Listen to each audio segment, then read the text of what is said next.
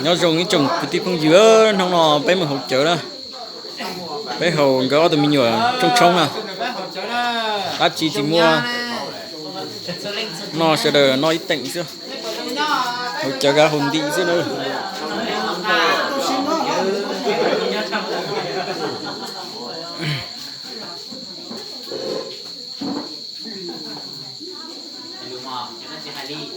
bé dùng nhót thế nó mà có sát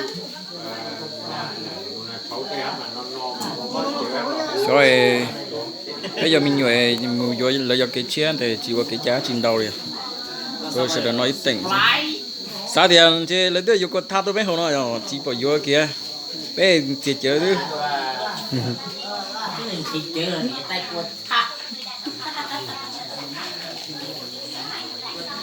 yo bé đây tin giờ nó nhiều có tha chứ à có thả là nó bé bỏ bé tỉnh chán à chả mà cắt cười kìa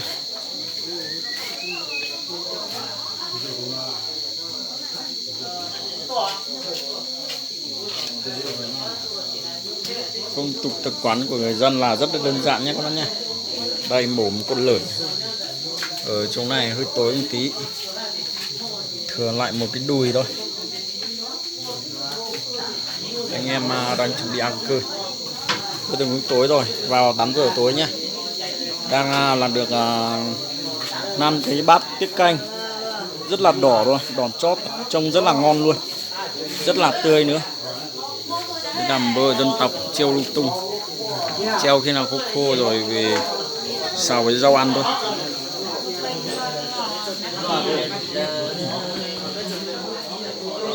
Tôi tí lử có chỗ này để trên này đây,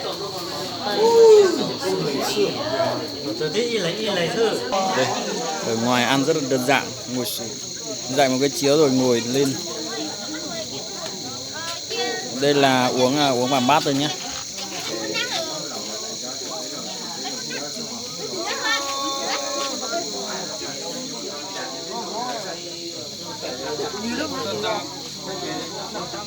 Tôi đi bao hả? Tôi có anh hồi chưa tôi lo là mới chỉ vò là lấy rồi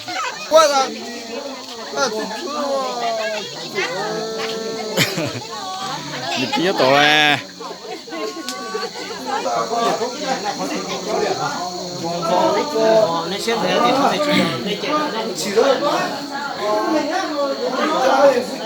rất là ngon luôn.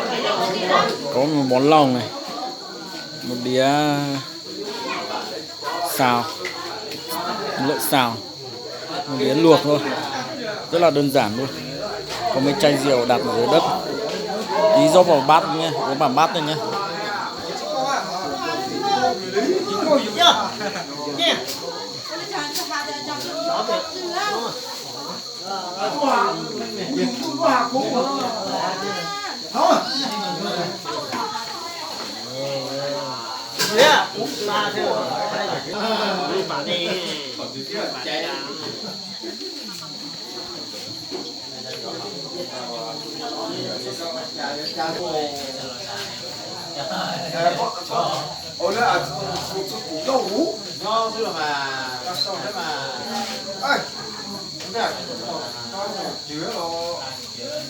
chuột điều cũng của đó cái chị kia mang trà băng thật ơi chuột băng trông chơi bảo ơi lúc này là con được chơi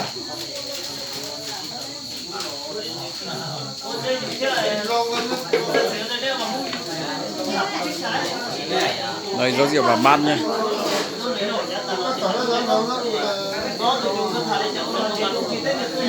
Ăn cơm cũng phải rót rượu vào bát nhé. Lý của dân tộc là cách thế. Anh em đang giao lưu với nhau, giao lưu xong và lên bàn thôi.